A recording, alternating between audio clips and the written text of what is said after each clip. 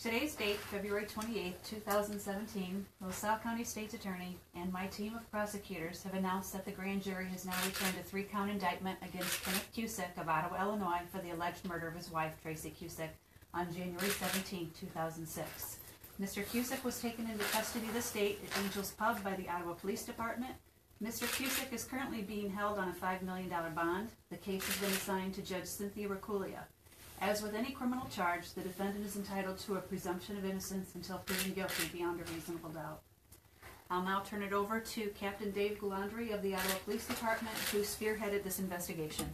I would just briefly say on behalf of the Ottawa Police Department that we're pleased and extremely satisfied with LaSalle County State's Attorney Karen Donnelly and her office and team of prosecutors for their dedication and work on this case.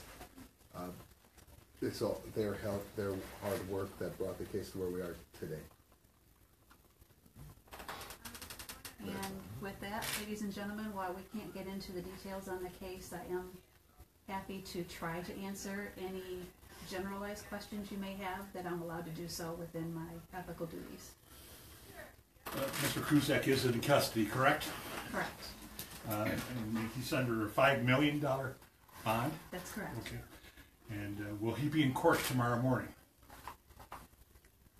Yes, we're assuming he will be. Yes. What would you call that hearing? Is it a bond hearing or is it a status hearing? It's really just a first appearance. First appearance? Okay. Yeah, provided he does not post the bail, he will be up in court tomorrow. Has any of Tracy's families been contacted yet by anybody? As of this moment in time, no, they have not been contacted. No, this was a campaign promise. And it's more than a campaign promise. Okay, explain that a little bit more. This is doing justice that has needed to be brought about. And while it was a campaign promise, once I assumed office and investigated the file myself and reviewed it in great detail, I felt there was enough evidence to move forward.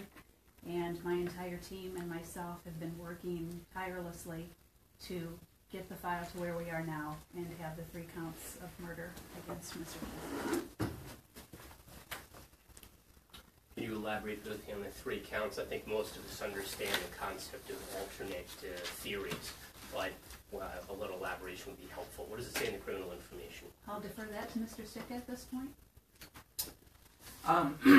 Well, basically, Tom, as you mentioned about the alternative theories, that is what the situation is in this case. It's engaging in conduct, knowing that that particular conduct would result in death, engaging in conduct, knowing that that conduct resulted in a probability of death. So it's the typical alternative charging in first-degree murder, so it's the typical charging. And by the way, I didn't see this on the grand jury list, but the grand jury received this today. Yes, they received it today and returned with their indictments. How many members, I know you can't say much about the grand jury, but can you tell me a number of grand jury? How many members were on the grand jury? I believe today there were 15 members on the grand Any jury. alternates, or is that including just 15 members of the grand jury? Is that the normal? I don't know. I believe that's what we've had every time in this Just period. that's the normal number. Okay. And Steve, just to reiterate too, I have been in constant contact with Tracy's family, her sister Katrina and her sister Christy. Yes. And we've met with them and we've had the blessing of the family to move forward at this time.